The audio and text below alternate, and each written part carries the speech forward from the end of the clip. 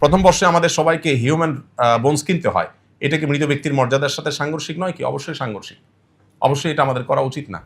এখন বিকল্প যদি কোনো পথ আপনার কাছে না থাকে, কিন্তু যদি আপনি বাধ্য হন শেখার প্রয়োজনে, বিক্রি ডেফিনেটলি আপনি করবেন না, আপনি দান করবেন অন্য কোনো স্টুডেন্টকে, সাদাকা করে দিবেন যে তুমি এ করো। কিন্তু এটাও মানব দেহ নিয়ে এই এক্সপেরিমেন্ট, এটার বিকল্প যেহেতু আছে, পৃথিবীর উন্নত দেশগুলোতে আমরা জানি যে তারা ডামি দিয়ে তাদের এই কাজটা সারে, তো আমরা কেন সেটা করব না? আমাদের এটার জন্য দরকার কথা ওঠানো, দরকার ভয়েস রেজ করা, দরকার এটার জন্য আমাদের প্ল্যান প্রোগ্রাম করা, যাতে বিকল্প পথ পাই।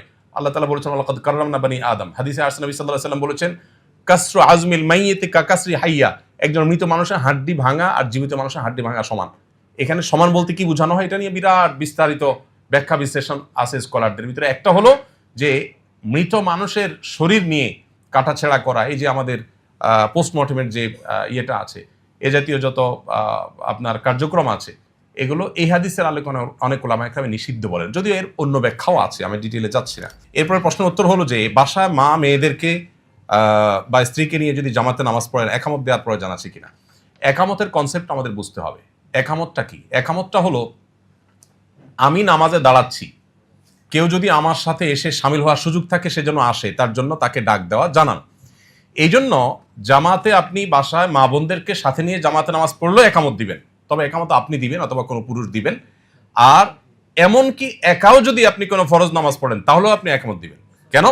কারণ নবী করিম সাল্লাল্লাহু আলাইহি সাল্লাম এই সম্পর্কে হাদিসে কিন্তু পরিষ্কারভাবে নির্দেশ করেছেন যে একটা লোক যদি একাকী থাকেন, কোথাও কোনো মানুষ নেই, জনমানব শূন্য জায়গা, তিনিও যদি এখানে নামাজ পড়েন, তিনি একামত দিবেন। তার একামতের মিনিং হবে, আজান মিনিং হবে যে কেউ যদি আমার আওয়াজ শোনো, কোনো মানুষ যদি থাকে, সে যেন আমার সাথে এসে শামিল হোক, কেউ শামিল না হোক, একামত দিলে সে সওয়াব পাবে। এই জন্য একাও যদি ফরজ নামাজ একা পড়েন, তারপরে একামত দিয়ে পড়াটাই হলো সুন্নাহ। অতএব মা বোনরা জামাতের সাথে পড়লে তো অবশ্যই একামত দিবেন।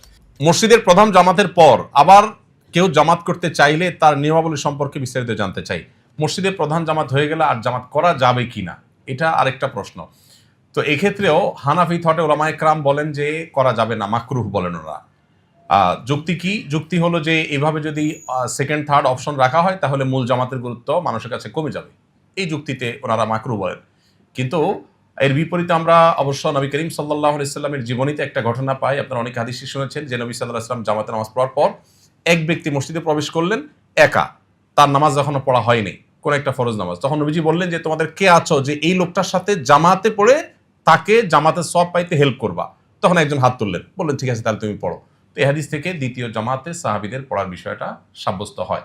এটাকেই হাম্বলি থট সহ অন্যান্য থটে ওলামায়ে কেরাম অনুমোদন করেন। এবং আমরা এমনকি হানাফি থটেও বারান্দায় বা এমন কোথাও যদি পড়া হয় মসজিদের, যে মূল জামাতে বাধাগ্রস্ত হবে না বা মূল জামাতের গুরুত্ব হারাবে না, সেক্ষেত্রে হানাফি থটে ওলামায়ে কেরাম নিষেধ করেন না। জামাতের গুরুত্ব অপরিসীম। 1 টাকা যদি আমি 27 টাকা পাই, আমি কি দুঃখে 1 টাকার অপশন নিতে যাব, যেখানে সালাতুল জামাআতে তাফজুলু সালাতুল ফজর বি27 দারাজা। নবীজি বলেছেন একা নামাজ পড়লে মানুষ 1 গুণ সওয়াব পেলে জামাতে নামাজ পড়লে 27 গুণ সওয়াব হয়। কিভাবে সম্ভব একজন মুসলমান জামাতে নামাজ পড়া ছাড়া একা নামাজ পড়তে পারেন? কিভাবে? কেউ নামাজ পড়ে ফেলছে, তার হাতে পায়ে ধরে হলেও ভাই আপনি নফলের নিয়ত আমার সাথে জামাতে দাঁড়ান, আমি আপনার সাথে পড়ি, 27 গুণ বেড়ে যাবে। তাহলে আমলনামাকে আমি কেন 1 গুণে রাখবো? আস-সুন্নাহ ফাউন্ডেশন, উম্মার স্বার্থে সুন্নাহর সাথে।